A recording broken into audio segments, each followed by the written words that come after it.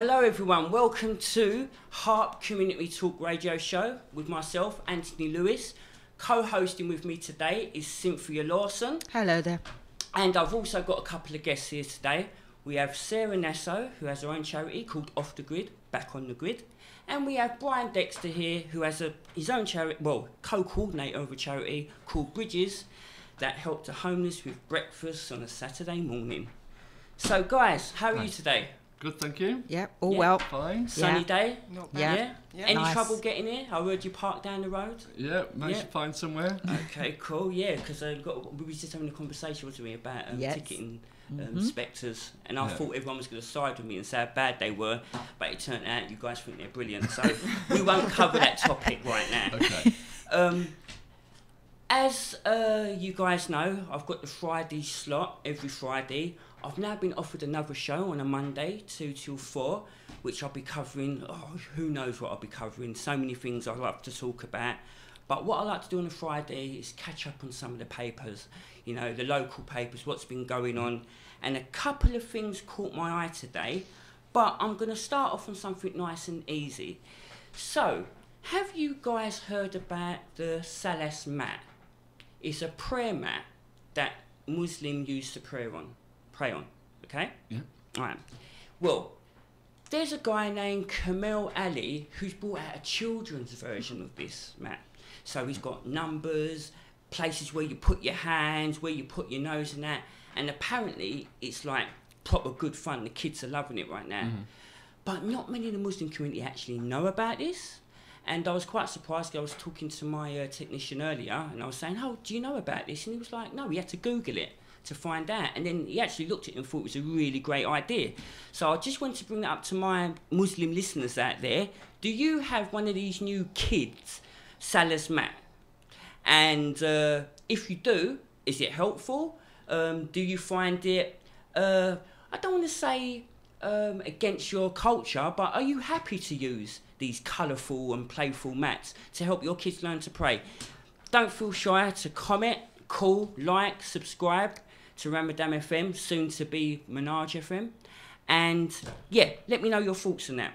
So, the first thing I want to talk to you guys about is about a charity boss has said that there's a homeless crisis in Newham, risk becoming a serious health risk.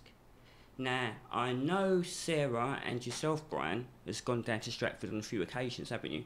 Mm-hmm. Yeah. And you've seen the rough sleepers there. Would you say at night time, when they all build up there, it's bordering on becoming a health risk to the public? Yeah, definitely. Definitely. What makes you say that?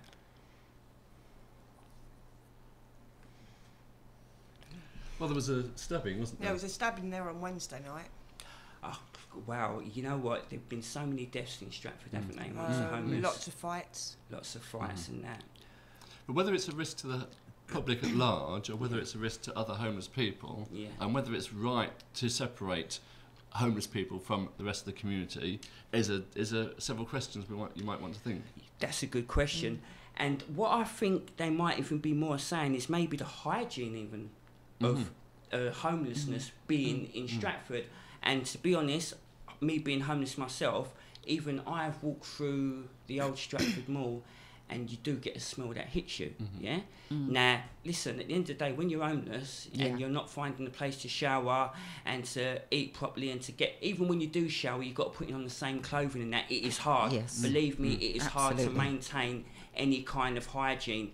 And there was an article here where an ex-football player by the name of somebody Ambrose said that it's like walking through a refugee camp.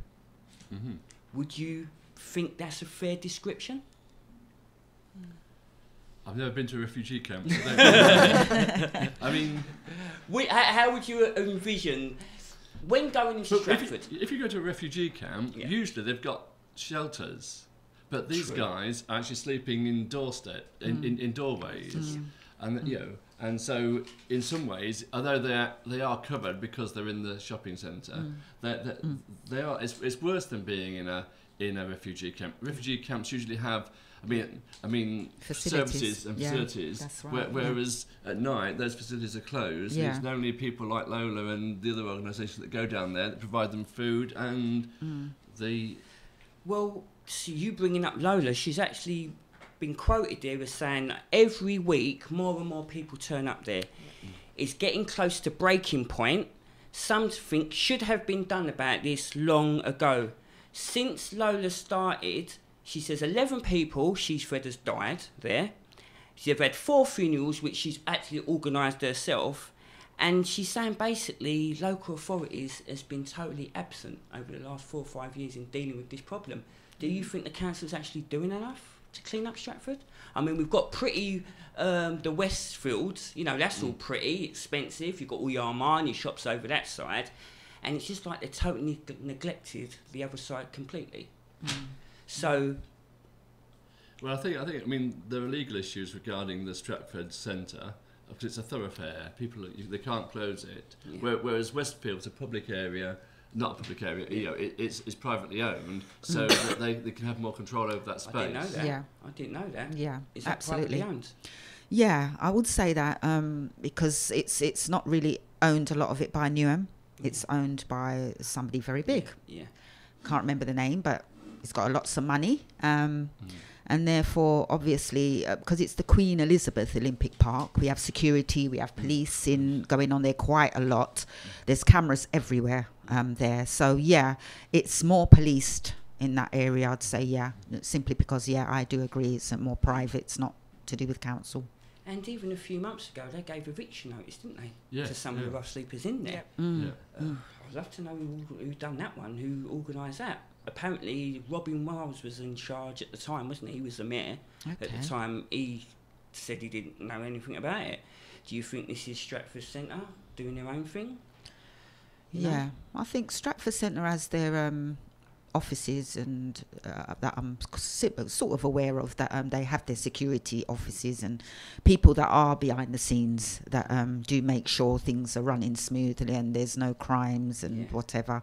So yeah, I think they would have, obviously somebody there who's on management side of things have instigated that. But the orders that they gave were Newham Council orders. They weren't private. So they were Newham Council orders. Yes, Okay. but they would come from people who work for the council.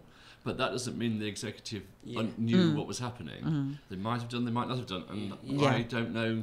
Yeah. So what is the solution? What is the solution? How do we clean up Stratford Centre? Yeah, because it seems to me like they've done Westfield, and that's for the tourists and the people that want to spend the lovely money over there, and then they've just left the other side for the locals, the people that don't want to deal with. I've even found some of the security over there, they're a bit, I won't say aggressive, but they're a bit in your face over there. I was filming last week for School 21, big shout to School 21.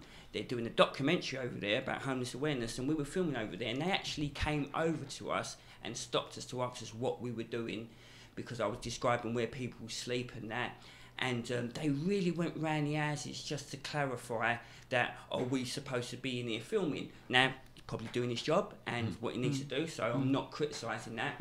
But if that was the attitude that a bunch of school kids got, sixth formers, a teacher, a couple of Ranker House staff, and myself at the time, if that was the sort of feeling the vibe we got from him, I can imagine a homeless person trying to get his head down at the end of the night. Yeah. What kind of attitude they may face in these places. So that's something I think we should look upon in the future. I think something that all of us as a community need to try and get sorted out. Like, listen, whether you just pick them all up, put them in an hostel while they get assessed. I think it's already been quoted here.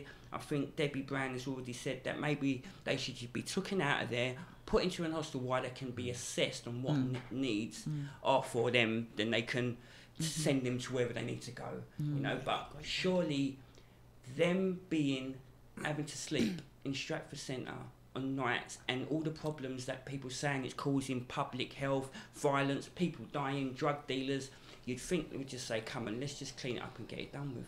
It's really complicated though, because, I mean, let's be controversial, some of these people have no right to be in the country. Do you know what I mean? I'm not saying, so and some people don't have any rights to benefits. Some people, so what we're saying that we pick all these people up and send them back home, wherever home may be. That's in quotes because they're here now. So there's there isn't a simple solution, and it needs people on the ground doing work to help them. Another controversial thing, Lola says there's more people there, but Lola's providing food there. So with food being provided, I'm only being devil's advocate here. Totally get it, because with people, that's attracting more people to turn up there. Because there is a food. So there are, what we do is a big issue, and it's on the ground people can help. Like we do, like Sarah does and I do, and other people do. But it needs the council to take a hold of it. And I've been doing this for 12 years, and the council have changed. They're much more focused on dealing with it than they ever were. I've definitely picked up that feeling. So I'm quite positive that not much has been done yet, but hopefully going forward, with this, if the community groups can provide support, then and keep on the backs of the council, then they'll actually change their policies. And as you know yourself, they've had the homeless forums as well, where they're getting all other charity groups together. And like I said, I think first we need to all know what we are going to do and how we're going to operate, so then we can help the people down there. Because you're right, you have illegal immigrants, you've got people that haven't got ID or national insurance number, and people with mental health, drug issues, it's all a mix. And you're right, you can't just pick them up and stick them in one place and assess them all, because how long are you going to keep him there, who's going to pay for it, etc. And my thing is just that we just keep putting bandages on these problems, and we're not going to the source, we're not doing the operation that's needed to be done to rectify it. So hopefully with more talks like this, more forums going on, and us communicating, we can find a way to solve these problems. But I also feel that there should be more outreach workers there in the Newham Borough, because there's only one at the moment, and he has to work the whole of the Newham Borough. What, there's one outreach worker in Newham? Okay, so what does an outreach worker do? I know he goes and assesses a lot of people, doesn't he? Yes. But also he can send people back to their country. But there's many of people in Stratford that have been sent back to their home countries, but then they've come back again. Okay. Right. They help them with getting them treatment if they need it. Help. Like housing benefits.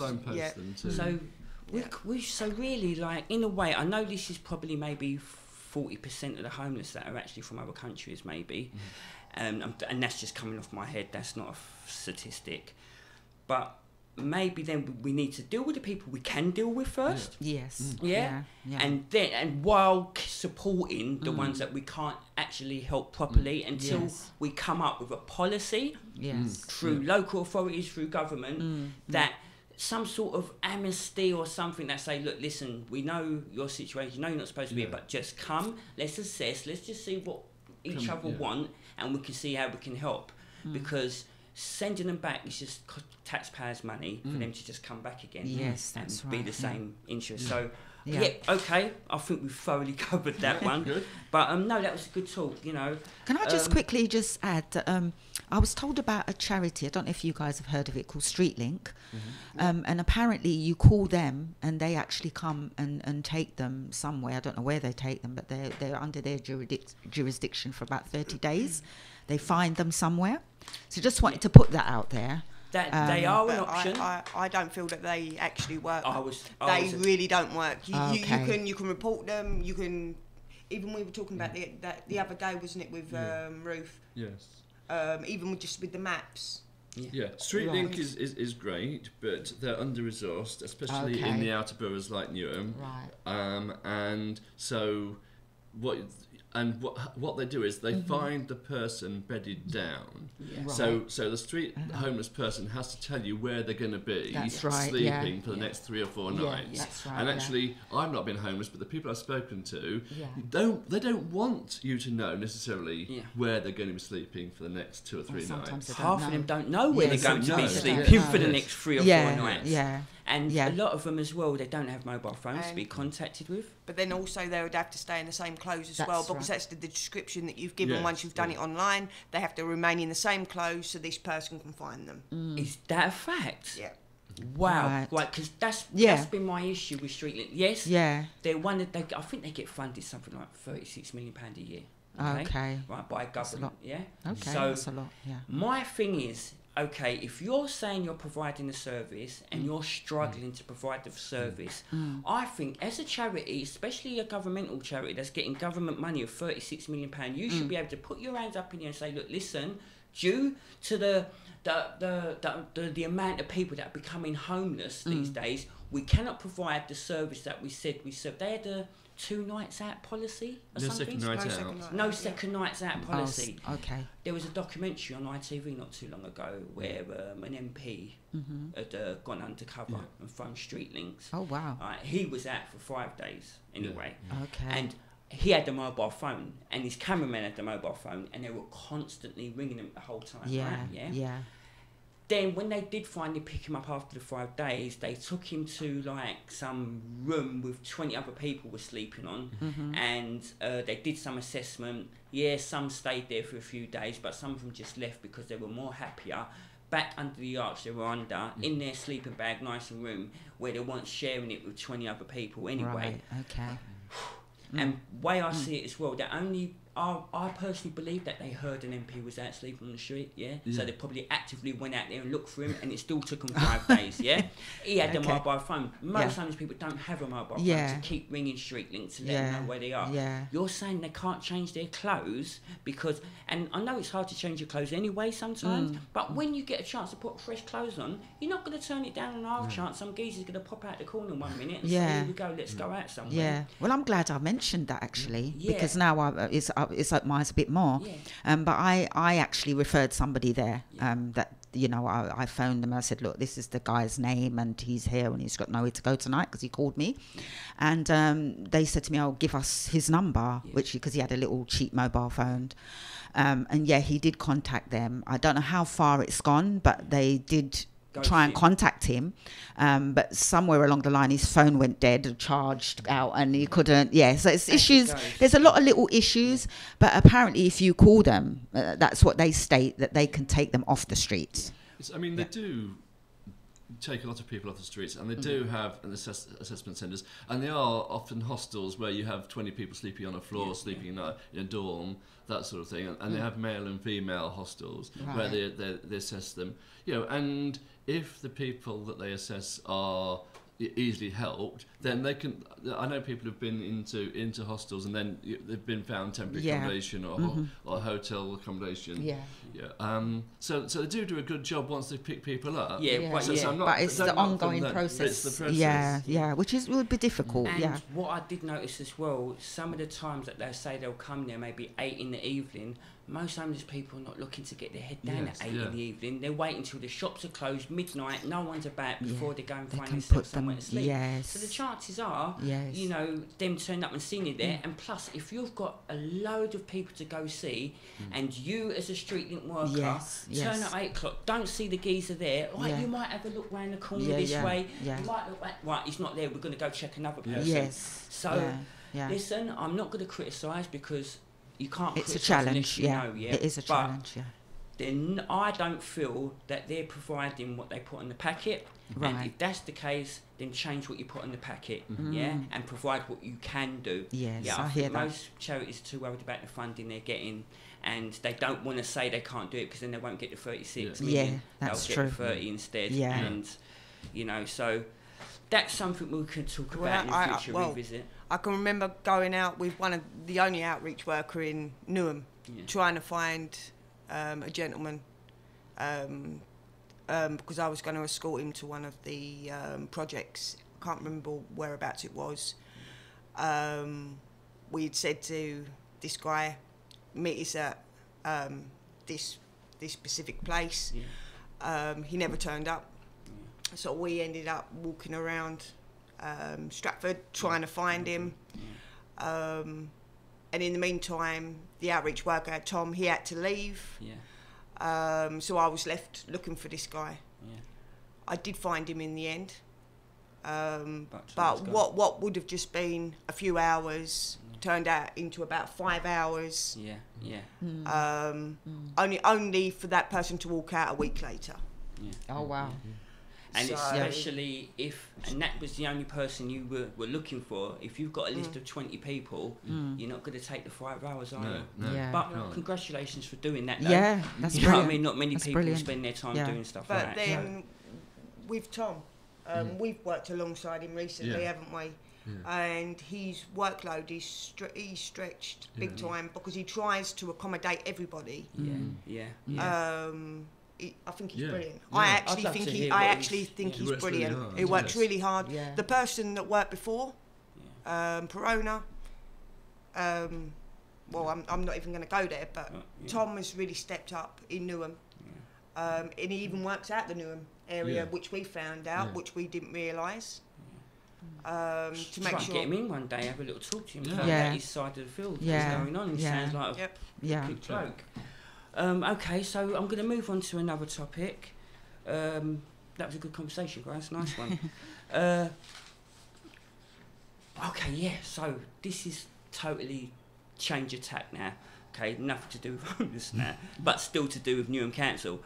So a 12-year-old in the Newham Recorder, there was a story that there was a 12-year-old autistic boy that has currently had to resit his whole last year of primary school because there was a mistake by Newham Council administration in not letting the school know, the secondary school know that he was being sent to, that he was autistic and he needed special needs. So they've sent his application to the school.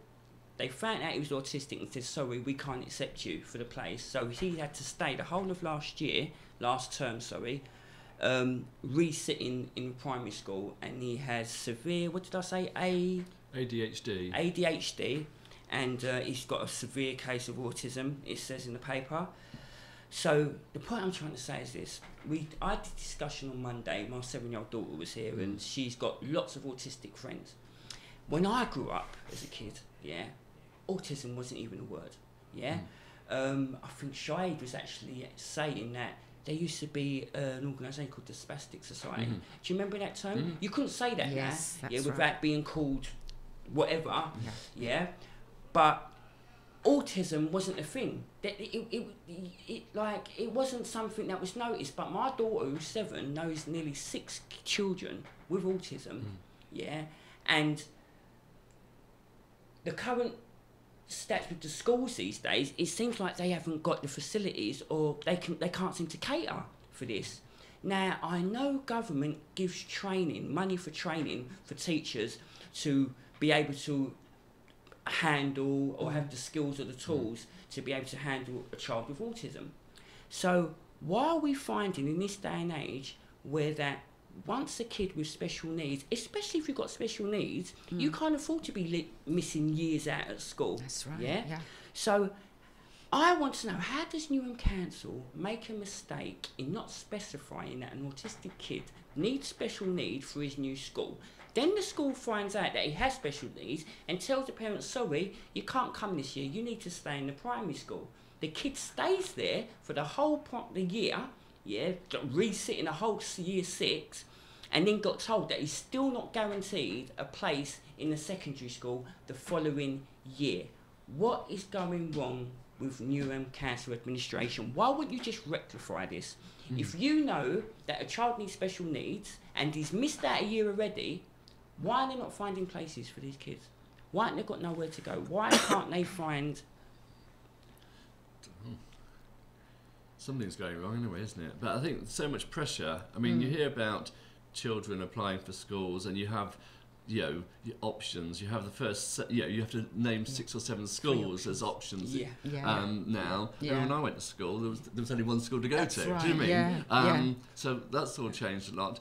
you know, and there's postcodes and different sort of things. Different schools have got different criteria. I mean, it is really complicated, but that's no excuse for the local authority, because local education authority, they're meant to be handling it. Yes. And and especially if the child has special needs, okay, that would have been the first thing written in any form. Yeah, that's right. And we're not talking about autistic, like one at a low end. This kid has extreme autism, and he suffers from ADHD. Yeah. Oh, I said it right. ADHD. He says he's got that as well. So, see, my mind goes to this. The form comes through. The person, whoever it is, at Newham Council Admin that deals with this, looks at it, sees that he needs special needs, but forgets to put it on the form and sends it off, knowing, and she should know, that her not doing that could put the child back a whole year. Where's the thinking behind that? And secondly, once you've realised you've made the mistake, and the mistake was made, and you didn't get sacked for it, right? Wouldn't you, as a council, would say, okay, our mistake, we are going to provide, even if we have to pay for you to go somewhere for a year, while we sort this out, why isn't these needs being met?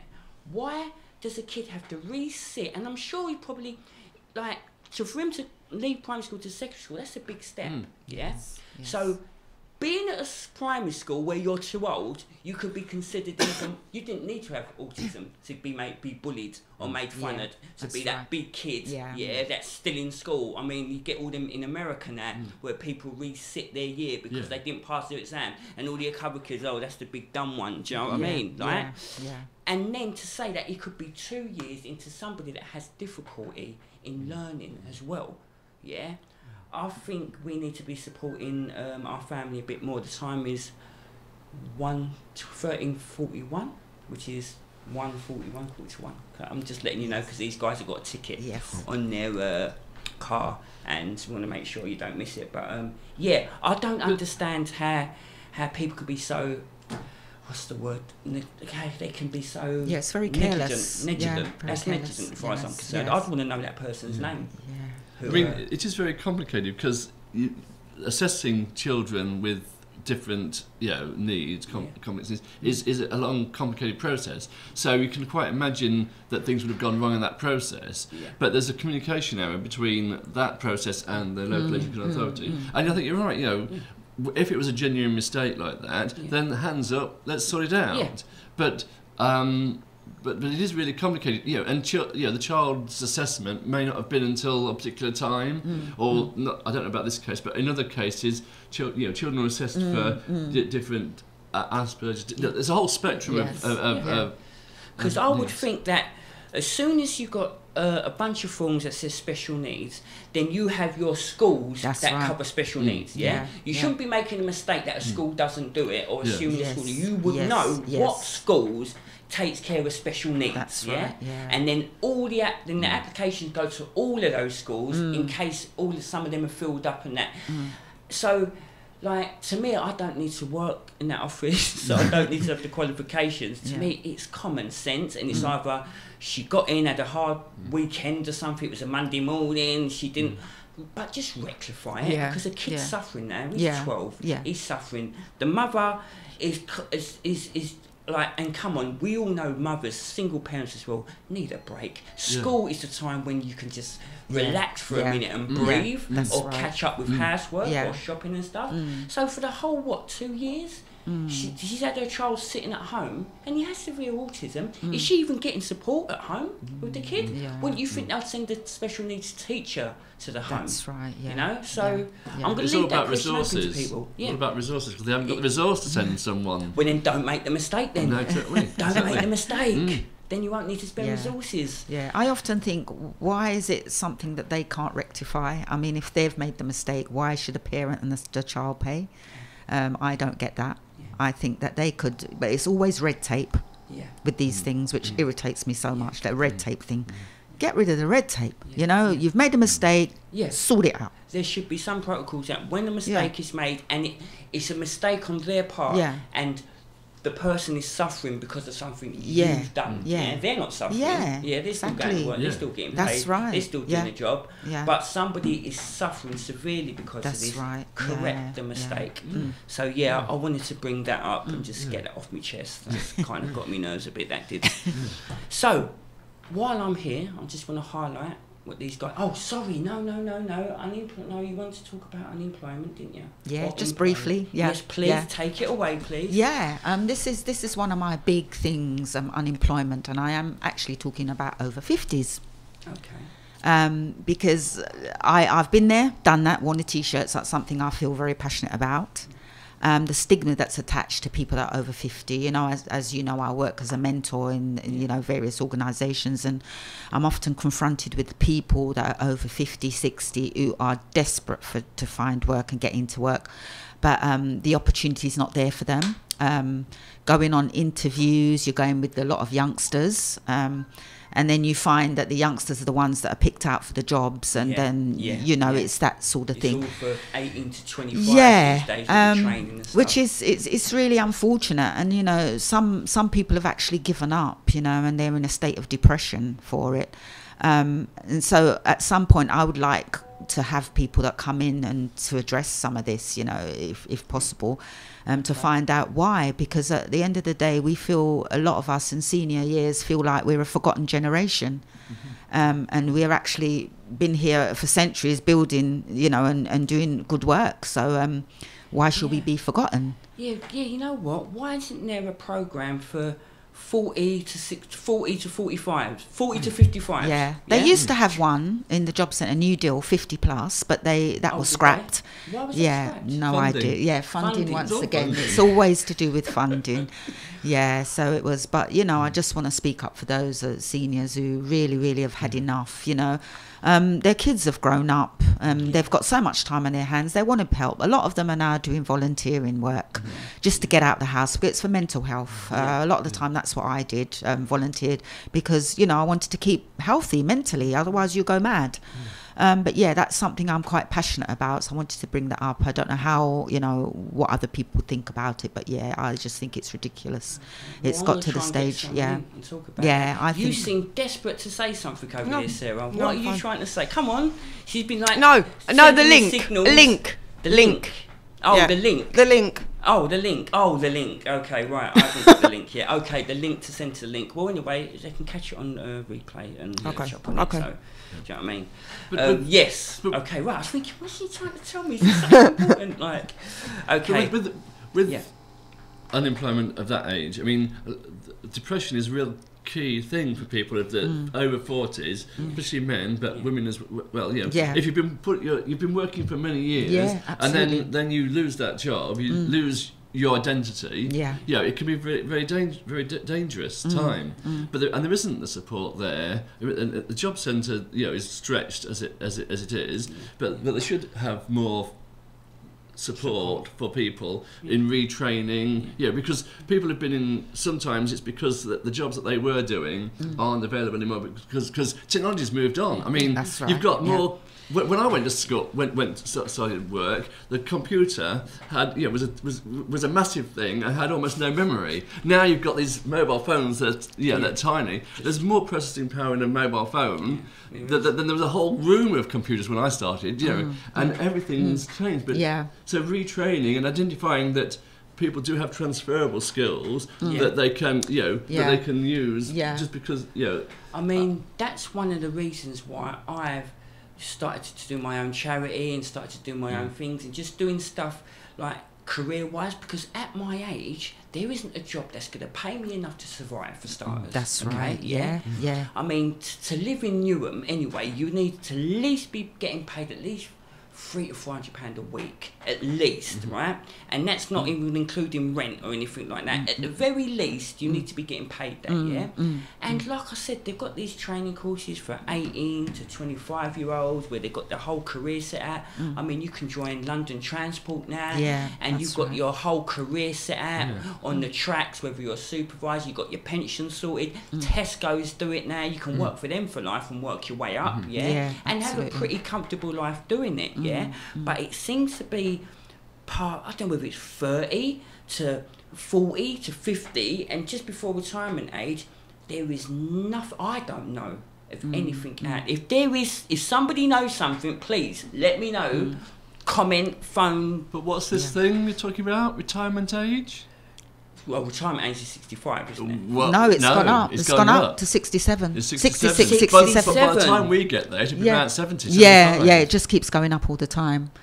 So retirement age is getting. What are they hoping that we kick the bucket before we cash in? Well, sounds like it to me. Because they don't want to offer us work from 50 onwards. Yeah. But yet they're long. Yeah. Oh, wow. You've got, at the age of 50, you've probably got 20, 25 years of work. Yeah. Still ahead of you. Not me. Not me. Yeah. Like, if you've been an odd carrier or a bricklayer all your life or a labourer, what, you're going to be climbing up a ladder at the age of 65 with bricks on your back? I don't think so. The thing is, you get a lot of pressure from the job centre because they know they know completely that you're not going to get a job after if that is difficult. Yeah. Not saying you're not going to, because some people have.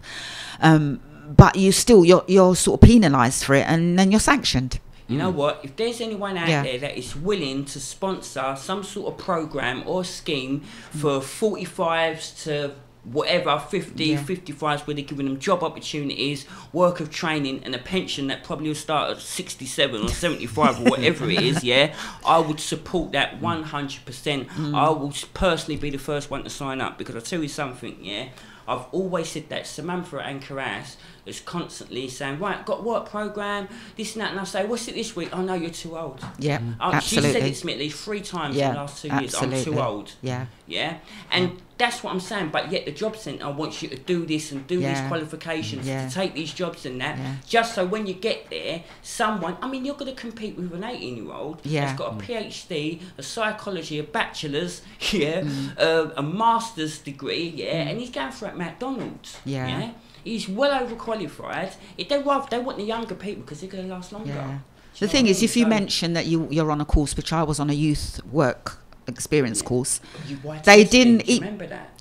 Yeah. Go on, sir. And they were like, I was only going once a week on a Friday, and even then they didn't want me to go. So I'm like, well, I'm trying to change my life, so because you guys are not going to help me. But you get penalised even for that. Putting in that time just to go to City Lit to do that course. Do you know they were on my back for that? Wow. Yeah, because you can only do a certain amount of hours. So you're up against it all the time. Okay. Oh, and I just wanted to say, I was supposed to have a Debbie Brown here today, but I called her Wednesday and she had the most rottenest cold ever. And she couldn't leave the building, so I just want to say to Debbie, get well soon, and we'll see you next week or whenever you're better. So I just want to get that one out. But if we could find someone to start supporting the older generation, I mean, because there's some people that want to work. They do want to work out there. They do. There's a few that don't. Not everyone wants to do it. And it's getting to a point in society now where it's more profitable and more common sense not to work, as in when it comes to rent and paying housing and housing benefit. Absolutely. It works out if you get a job that doesn't pay over a certain amount, like you're committing suicide by signing off, okay? Because you're going to pay your rent yourself, you're going to have to go to work. You have to go work 7 days a week for wages that is probably 20 quid more than what you was getting on benefit anyway. You've got kids to feed and stuff. Like, they need to find some sort of incentive or some program where actually you going into work actually benefits you. Because I'm not, listen, don't get me wrong, I'm not saying that don't get a job or what, I'm not saying, but there's some people in some situations where if they come off benefit, they cannot cover their rent. For starters, that's right. And then you got to think of travel expenses to where you're going to work, and if you're far out, you're gonna have to at least do a sandwich or something, right? Then you got to pay your utilities, your bills, whatever. If you've got a kid, come on, your kid wants a new pair of trainers every now and then, every minute. Like, how are you supposed to survive on like £200 a week? You know? Well, I was told once that most people here in London now are getting help with their rent because it's just impossible, even though they are working. And that apparently is the government trying to get people off job centres. That is their goal. But at the same time, people are still needing help with rent, so they're getting the working tax credit and stuff to help. And what's going on with universal credit? Like, I'm still not even sure what's going on with that. I was told the other day, you don't go into the job centres to sign anymore. That's how the universal credit works. You go in every 3 months. My nephew was speaking to me about it. I was asking him.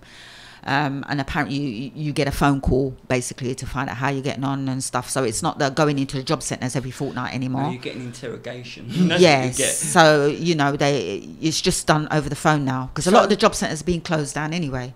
Okay, so with the universal credit, they're giving you your rent money in the bank monthly.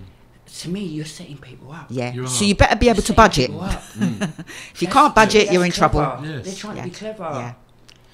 Yeah, if you can't budget, you're finished. Stupid. Yeah, because that's a whole nother show.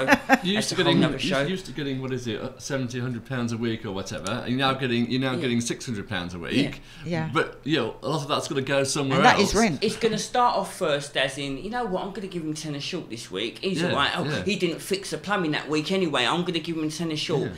Then you're going to find reasons not to pay your rent, And then once that's done, what they're going to say, you've made yourself intentionally homeless. Right. Yes. That's what they're going to say. Yes. The minute, listen, we gave you the money, mate. Like, it's up to you. It's up to you, So what... Well, that's because Debbie is currently working on something with DWP, whereas they get assigned a worker, or whatever they call them, they're a coach, where they can organise their own universal plan. Okay? So whether that is you're giving me money but I don't want my rent money. Let that still go on. I think they're trying to sort something out on that. It would be a good idea. Because maybe that way it'll work, because to me you're setting people up to fail. Well, if you give them support and give people budget management training and explain them, but that costs a lot of money to have that support. But then it is better for someone to have all the money, and then they can make the choices with it. In the great scheme of things. But if you're not used to that, and you suddenly get all this money, and it can ruin you. Absolutely. I think maybe what they should do before they change someone over to universal credit, they should call them in to the job centre, sit them down, and say, right, listen, universal credit in. Are you going to be able to pay your rent if we give you the money, or would you like us to pay the rent for you? Then go over it properly. Not as easy as that. Go through whatever you need to go through with them, but make it clear to them what decision you make is what you're going to have to stick with. Then at a later date, if they choose not to pay their rent and things happen, they couldn't say they wasn't told, or they wasn't helped, or they wasn't given an opportunity. That would work, and that could be sufferable. But in my eyes, universal credit was not made to make it easier for us. No, absolutely not. It was made to get more people out of homes, off benefits. I mean, they love that word, intentionally homeless. Absolutely. Like, who makes themselves intentionally homeless? Hello. No. Like, that's ridiculous. So. Yeah, I mean, but there is this, what they're talking about in the forums, this Homelessness Reductions Act, which came in recently, that's giving councils money to help prevent people becoming homeless. So the council have got to choose how to use that money, but obviously.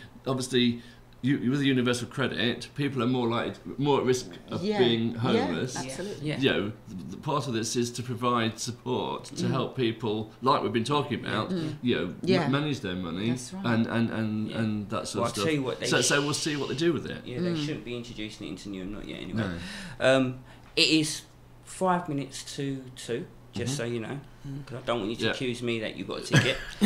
I mean, but you're gonna have to pay for that, Anthony, if he calls that. Can you send the expense to me in the petty cash? Listen, it's been a really great show. There's a new, the Newham show that's coming up in July. Didn't it used to be the Mayor? Newham show. Yes. Have you noticed Roxana's dropped the Mayor bit?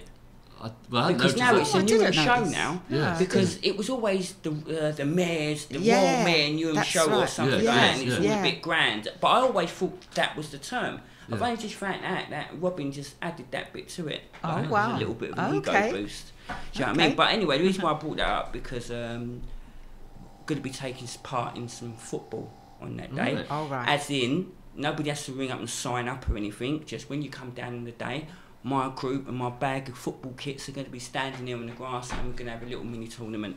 We've got a pitch sorted out, hired out, that we could play games on, and it's just for fun. So I just want to let you guys know, I'll give you a bit more information about that on Monday. I know there is a community iftar. Community iftar. I know the Muslim community know what I'm talking about, which is on the 7th of June. Now, I've already invited you guys to come along. It's at 7 p.m. It's at the headquarters, just on Romford Road, 292. And basically, it's just to celebrate the end of Eid and to talk about the future of this radio station. Now, I'm going to have a major part to play in that. And I'm hoping and inviting you guys that you're going to join us and, you know, come in, talk about what you do, have your own show, give you a couple of hours if you want. Do you know what I mean? But to come in and to I'm just saying, come in to promote what you're doing, because there's always new projects coming up. You know, you know, we always need to support each other. So what I've taken from this place is that this place is a family, okay, and it doesn't matter what religion. I think, I think this is. I ain't gonna say that, but they don't care about fate. They don't care about this. It's community. It's about community and us coming on and getting our message out. And that's why I'm glad you guys came today, so you can just join in the conversation. And if anybody wants any more information about these guys, we have their Twitter account. Just www.whatever you www. These days, and just phone in, check the website, Ramadan FM. All the information is on there.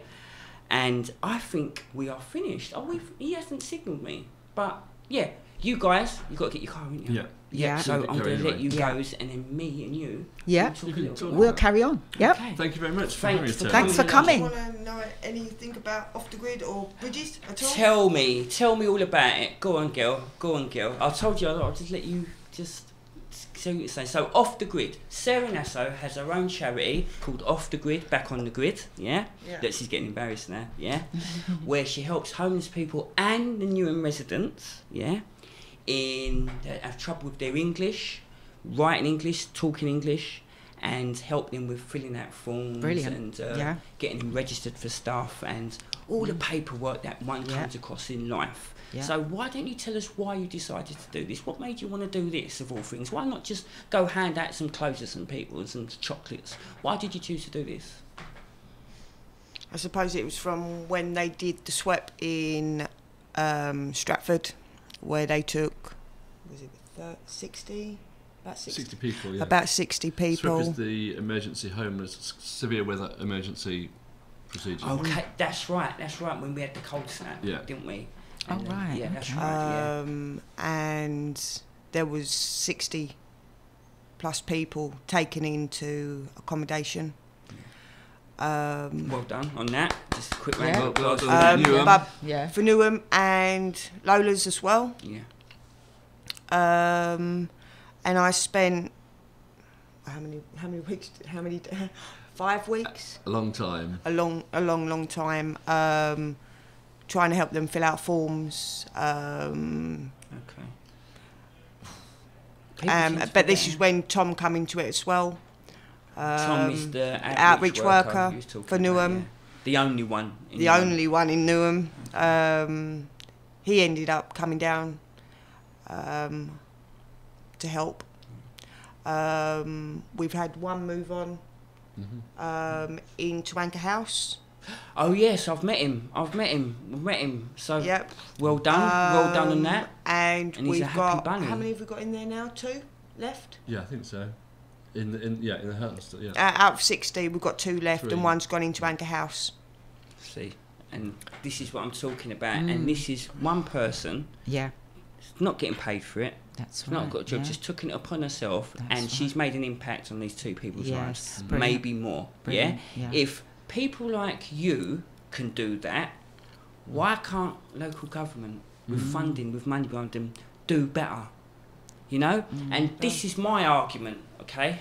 If you can go out and do what you did, we're not even talking about the 5 hours looking for that geezer that you put in some home. We're not even talking about that. We're talking about on a cold snap, when people were freezing to death, this Sarah Nesso went out there and did her bit. Yeah. No one paid her. Yeah, no one gave her a pat on. Well, I don't know. Did anyone give you a pat on the back? I will, if you want. I'll give you a pat on the back after.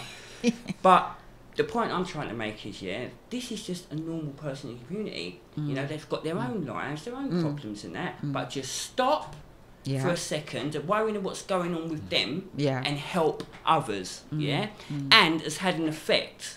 So if one person can do that with no funding, no budget, just an Oyster card, Yes, right? absolutely. Why isn't local authorities, if not doing this, supporting the people that do this? So congratulations. Well, as you saw yesterday when we was down at the Monks, you saw the other co-founder, Christoph. Yep. Which you know that, I don't know, maybe 3 months ago. Was in a tent in the middle of a park.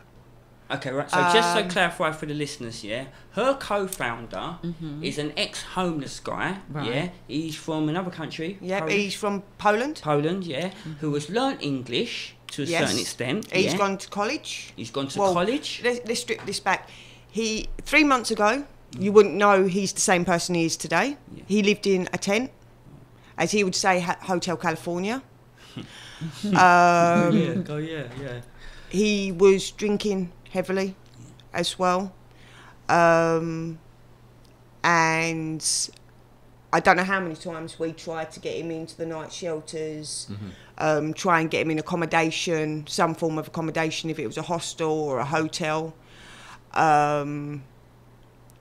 And he was one of the people that come off a SWEP. He's still there now. And he's just amazing. He's gone on to college courses, he's done English, maths and IT, passed it with flying colours. And this is all been within this last quarter. 3 months.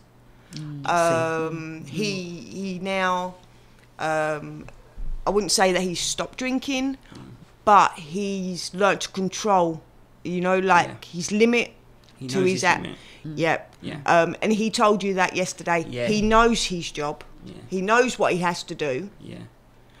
And also with him, he's the Polish translator. So if there's any Polish, which is absolutely needed, any new resident that is Polish that has trouble with English as being their first language, then contact Sarah off the grid. But I also have from all the other different countries got translators. So she's basically covered Eastern Europe. Basically. She can cover Eastern Europe. Yeah, it's brilliant. Which is, and this is why I wanted them on the show as well, because there is not, I don't know a charity that is doing what she's doing. Yes, there are people that fill out forms and that, but not for Eastern European, not for people that can't speak the language.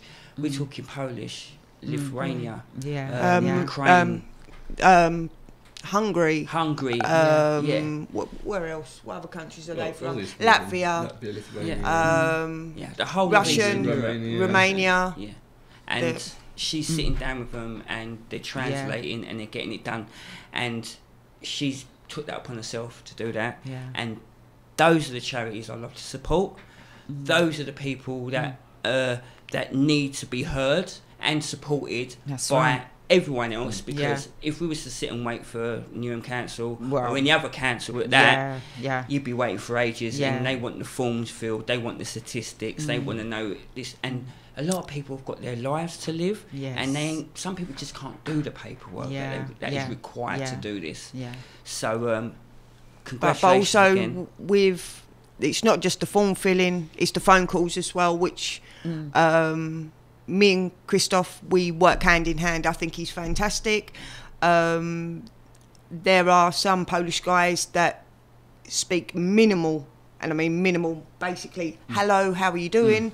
Where now Christoph will make a phone call and speak in English. Remember, this is not his first language. That's right. But he's willing to go that extra mile to help other people in need now, because he knows what it was like to be there. Yes. And that's what I think is the most important and stuff like that, because when you help somebody from that background, they feel the power of that and the love of that, and they have to give back. It's the reason why I sit here and do what I do, because I got that help. That's right. I got that support, and it only comes naturally just to give that support back. You do know your tickets, your tickets ticking. But yesterday when we was at the Monks, he said to you, he come up and he spoke to you, didn't he? Yeah. He did.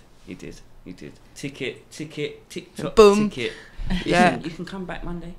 Yeah, but I'm just saying, you spoke to him yesterday, and he knows the difference between going out with the people that he used to stay with and drink, or his role off the grid, back on the grid. Yeah.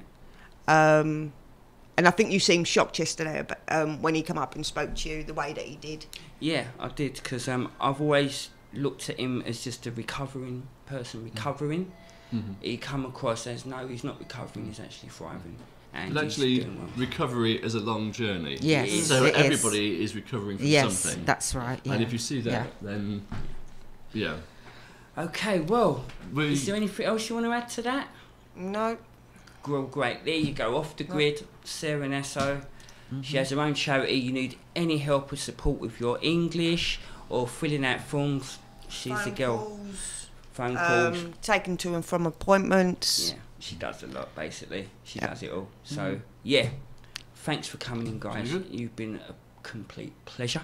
Thank you. And whenever you feel to come back, let us know. Yep. And, great stuff. Nice one. Cool. We'll take that. info@universityofbusiness